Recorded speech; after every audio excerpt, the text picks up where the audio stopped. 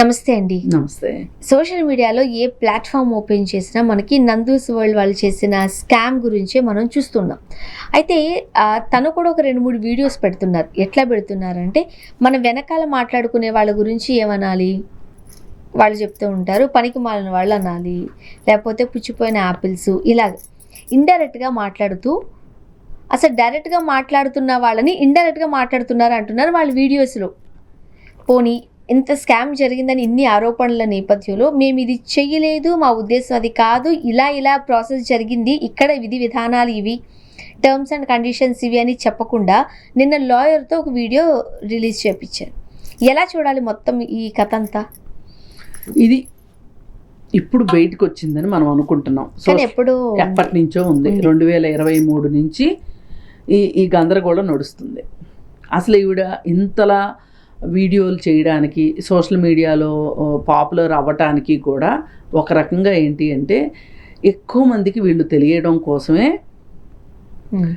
ఎక్కువ మంది తెలిస్తే ఎక్కువ మంది ఆకర్షితులవుతారన్న ఉద్దేశంతో వాళ్ళు ఈ సోషల్ మీడియా ప్లాట్ఫామ్ను కూడా వాడుకున్నారు అనేది అర్థమవుతుంది. అప్పుడు వాళ్ళ పిల్లల ఫంక్షన్స్ జరిగినప్పుడు కూడా ఫంక్షన్ వీళ్ళది, బిల్లు వాళ్ళది అంటూ కూడా మనం చూసాం. అయితే వీళ్ళు ఏది ఏమైనప్పటికీ వీళ్ళు లండన్ వెళ్ళాలి, అమెరికా వెళ్ళాలి అనుకునే, విదేశాలు వెళ్ళాలి అనుకునే ఉద్యోగార్థులు కావచ్చు, విద్యార్థులు కావచ్చు, వాళ్ళ పాలిట శాపాల్లాగా తయారవుతున్నారు ఇట్లాంటి వాళ్ళు ఈ కన్సల్టెన్సీల పేరుతోటి. సరే, ఇప్పుడు వీళ్ళు ఏం చెప్పారు, మాకు 6 కంపెనీలు ఉన్నాయి, ఏదో ఒక కంపెనీ నుంచి మీకు COS ఇస్తాము, మీకు వీసా పొడిగించేటట్లు చేస్తాము, ఇవన్నీ చెప్పి డబ్బులు వసూలు చేశారు. ఇప్పుడు మామూలుగా ఏమన్నారంటే ఒక 10 మంది దగ్గర కాదు, 20 మంది దగ్గర కాదు, 50 మంది దగ్గర అని ఒక ఫిగర్ ఆగింది. తరువాత తెలిసింది ఏంటి అంటే వీళ్ళ అక్రమాలు ఇక్కడ ఆంధ్రప్రదేశ్ తోటి ఆగలేదు, తెలంగాణతోటి వీళ్ళ అక్రమాలు గుజరాత్ దాకా పాకినయ్యి, పాకిస్తాన్ దాకా పాకినయ్యి అని చెప్పి ఇప్పుడు మాట్లాడుతున్నారు. అంటే తీగ లాగితే డొంక కదులుతుంది.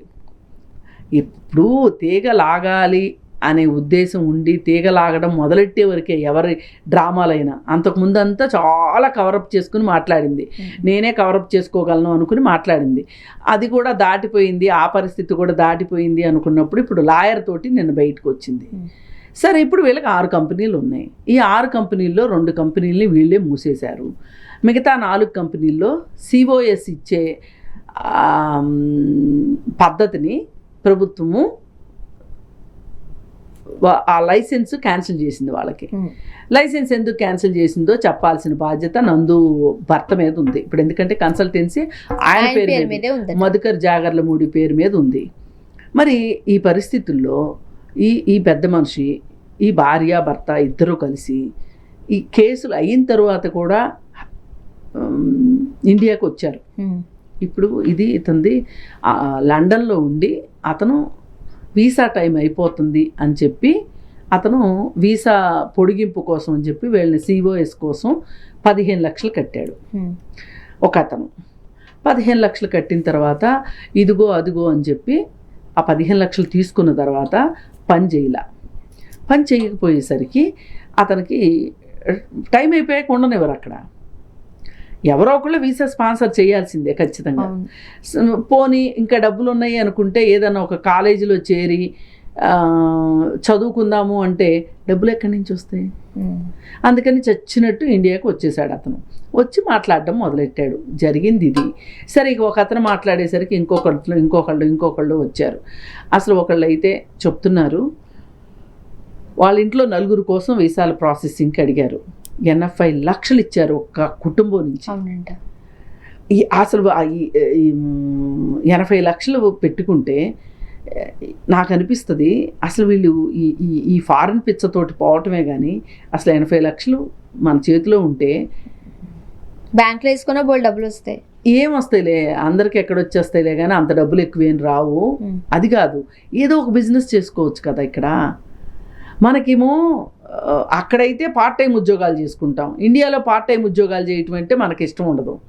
సరే, ఏదన్నా కానీ సరే వీళ్ళు నమ్మారు, ఇచ్చినప్పుడు వీళ్ళు నమ్మిస్తేనే కదా వీళ్ళు డబ్బులు ఇచ్చింది.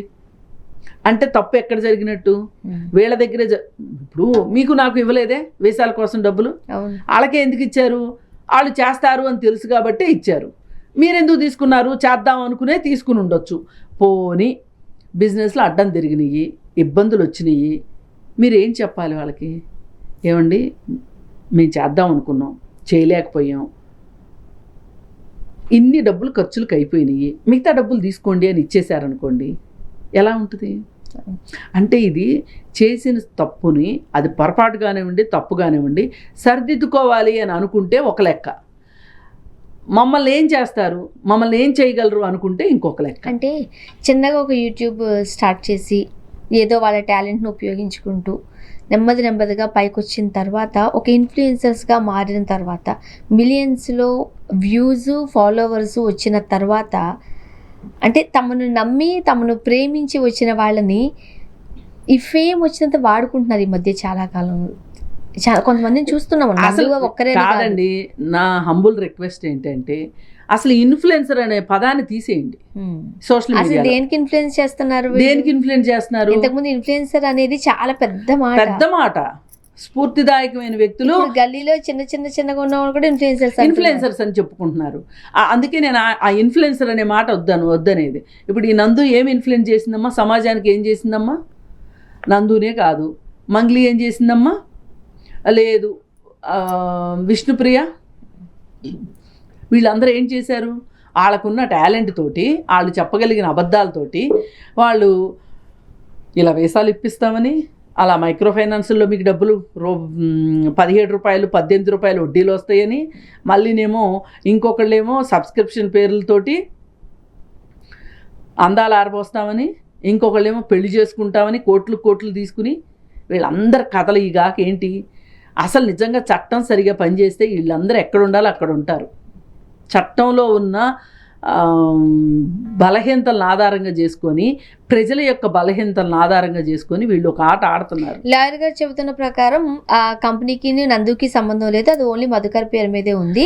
అయినా సరే అంతా లీగల్ గానే జరిగింది, అసలు మీరు ఏమి చేయలేరు అన్నట్టుగా, అవునండి, థ్రెటన్ చేస్తున్నట్టుగా మాట్లాడారు అనేది కూడా ఒక ఆరోపణ. థ్రెటన్ చేయడమే భాగంగా ఉన్నారు వాళ్ళు. ఇప్పుడు వాళ్ళు ఆ డబ్బులు తిరిగి ఇద్దాము అనుకోలేదు. ఇప్పుడు ఒక సమస్య వచ్చిందండి.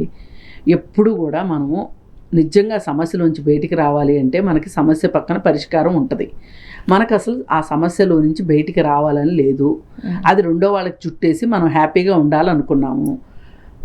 ఇప్పుడు మనం ఎన్నిసార్లు సమస్యల గురించి పరిష్కారాల గురించి మాట్లాడుకోలేదు. వీళ్ళకి ఇక్కడ స్వార్థం, ఈ డబ్బును వదులుకోవటం ఇష్టం లేని స్వార్థం ఉంది కాబట్టి వీళ్ళు ఈ సమస్యను పరిష్కరించడానికి ఇష్టంగా లేరు వీళ్ళు. అందుకని వీళ్ళందరికీ డబ్బులు తిరిగి ఇచ్చే బదులు వాటిల్లో కొంత డబ్బులు ఒక లాయర్కి ఇచ్చేస్తే మన తరఫున లాయరే అంతా చూసుకుంటాడు అనే ఉద్దేశంలోకి వీళ్ళు రాకపోతే వీళ్ళకి ఇంత ధైర్యం ఎక్కడ చెప్పండి? అసలు వీళ్ళు చేసిన పాపం మామూలు పాపం కాదు. వీళ్ళు 24వ సంవత్సరంలో వాళ్ళ అబ్బాయి పంచెల ఫంక్షన్ జరిగినప్పుడు, పంచెల ఫంక్షన్లో ఆయన ఖర్చుల్ని ఈ కన్సల్టెన్సీ అంటే ఎవరైతే వీసాల కోసం COSల కోసం అడుగుతున్నారో వాళ్ళ చేత పేమెంట్లు చేయించారు. ఇప్పుడు వీళ్ళ ధీమా ఏంటి అంటే సరి అయిన పద్ధతిలో పేమెంట్లు కూడా చేయలే పాపం పేమెంట్ చేసిన వాళ్ళు. అది వీళ్ళ ధీమా అయి కూర్చుంది ఇప్పుడు. కానీ ఒక్కటి ఆలోచించాలి, మీరు వాళ్ళు చాలా పెద్ద పొజిషన్లో ఉన్నారు. ఈ డబ్బులు ఇచ్చిన వాళ్ళు చాలా చిన్న స్థాయిలో మనుషులు, వాళ్ళ రక్తము చెమటతోటి మీకు తీసుకొచ్చి ఇచ్చారు డబ్బులు. నేను ఒకటే చెప్తున్నా, మీరు కూడా నష్టపోయి ఉండొచ్చు, మీరు కూడా తప్పటడుగులు వేసి ఉండొచ్చు, కానీ ఎంతో కొంత డబ్బు అయితే మీ దగ్గర ఉంటుంది కదా, డబ్బులు ఇవ్వండి తిరిగి. చచ్చినోడి పెళ్ళికి వచ్చిందే కట్నం అని చెప్పి వాళ్ళు కూడా సరే చావని ఎంతో కొంత వచ్చింది అనుకుంటారు. ఎంత దుర్మార్గం ఇది అసలు. ఇప్పుడు మా మాట వినేవాళ్ళు ఉన్నారు కదా అని చెప్పి విన్న వాళ్ళని బండకేసి బాధినట్లేదు అసలు. ఇది చాలా చాలా చాలా దుర్మార్గం ఇది. వాళ్ళు ఎలా ఉన్నారంటే అక్కడ చట్టాలుని అడ్డం పెట్టుకొని, ఆ చట్టాల్లో ఉండే లూప్ హోల్స్ని అడ్డం పెట్టుకొని వాళ్ళు మేము బతికి బట్టగట్టగలము అనుకుంటున్నారు. ఇప్పుడు ఏం చేశారు? అత్త మామ తల్లి తండ్రి అందరూ లండన్లోనే ఉన్నారు. ఇక్కడ మమ్మల్ని ఏం చేయలేరు వీరు అనుకుంటున్నారు. వీళ్ళకి ఏమనిపిస్తుంది అంటే ఏంటి మా గురించి ఇంత గగ్గోలు పెడుతున్నారు, అసలు ఎంతమంది ఇండియా నుంచి స్కాములు చేసి ఇండియాలో బ్యాంకులకు డబ్బులు ఎగ్గొట్టి ఇక్కడికి వచ్చి ఉండట్లేదు, ఏ వాళ్ళందరూ వాళ్ళని ఏం చేశారు కనుక అని ఇప్పుడు ఎవరికి వాళ్ళు ఏమనుకుంటారంటే అవును నేను తప్పు చేశాను, తప్పు చేయని వాళ్ళతో పోల్చుకోరు, వాళ్ళు తప్పులు చేసిన వాళ్ళతో పోల్చుకుంటారు. చూద్దాం ఏం జరగబోతుంది. ఏదైనా సరే పాపం నిరుద్యోగులు, లేదు ఉద్యోగం వచ్చి ఆ వీసా కంటిన్యూ చేసుకుందాం అనుకునే, పైగా ఇంకోటి అసలు వీళ్ళు ఈ కంపెనీలు పెట్టిందే దురుద్దేశంతో పెట్టారు. సిఓఎస్లు ఇవ్వటం కోసమే ఈ కంపెనీలు పెట్టారు, అందుకని ఎంప్లాయీస్ లేరంట కంపెనీలో. అందుకని ఏది ఏమైనా సరే ఇంకా సామాన్య జనాలకు కూడా చెప్పేది ఏంటి అంటే, మీరు ఈ అచ్చమ్మ బుచ్చమ్మ కబుర్లు ఏవైతే ఉంటాయో యూట్యూబ్లో వచ్చే కబుర్లు, ఈ వంటలు లేకపోతే అల్లికలు కుట్లు ఇవన్నీ ఊరికే చూడండి. వాళ్ళు ఏమైనా వ్యాపారం చెప్తే మటుకు నమ్మకండి. మీరు జస్ట్ వాళ్ళ వీడియోని చూడండి, వాళ్ళ ముద్దు మాటలు, వాళ్ళ పిచ్చి వేషాలు, కోతి వేషాలు సబ్స్క్రైబ్ కూడా చేసుకోండి. డబ్బులు మాత్రం పెట్టొద్దు. వాళ్ళ కోతి చేష్టలు అవన్నీ చూడండి, మీరు మురిసిపోండి. లేకపోతే వాళ్ళ అబ్బాయి పంచల ఫంక్షన్ మీరందరూ ఎందుకండి ఇలాగా మిలియన్స్ ఎందుకండి చూసారు, నాకు అర్థం కాదు. ఏంటంటే ఆమెకు కొడుకున్నాడు, ఆమెకు డబ్బులు ఉన్నాయి, ఆమె పంచల ఫంక్షన్ చేసుకుంది, సో వాట్ అనేది ఎందుకు ఈ మనుషులకి? అంటే వాళ్ళ జీవితాల్లో వాళ్ళకి చూసుకోవడానికి ఏమీ లేక ఈ విధంగా వెంపర్లాడుతున్నారా? చూద్దామండి. అసలు ఏది ఏమైనా ఇప్పుడు ఇబ్రహీంపట్నం పోలీస్ స్టేషన్లో కేసు నమోదైంది, క్రిమినల్ కేసు నమోదైంది. వాళ్ళని చట్టాన్ని ఎలా వాడాలా అలా వాడి వాళ్ళని మట్టుకు ఇండియా రప్పించాలి. ఆ చిన్నప్పుడు తాగిన దొండాకు పసరుతో సహా కక్కించాలి. థ్యాంక్ యూ అండి. Thank you.